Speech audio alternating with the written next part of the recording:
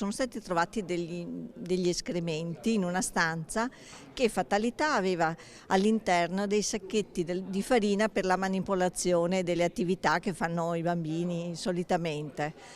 E naturalmente questo ha creato un problema alle operatrici, agli insegnanti, che hanno pensato di mandare a casa i bambini dopo la mensa. Ripresa difficile dopo le vacanze di Natale per il nido Chiara Lubic di Padova, ospite indesiderato un topolino che ha trovato casa nell'edificio di Via Edrone per almeno 2 settimane.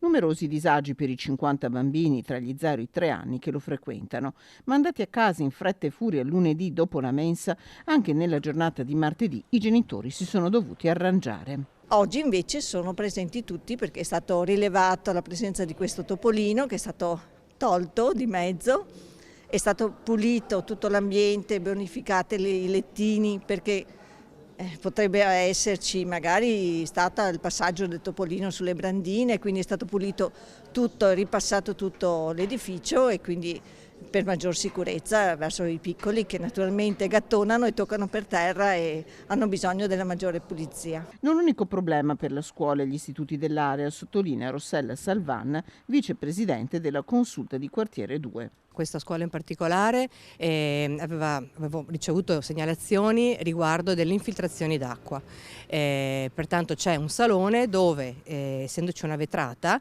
da lì penetrava l'acqua durante le piogge. È chiaro che anche quello è un disagio, ma anche altre scuole hanno questo problema.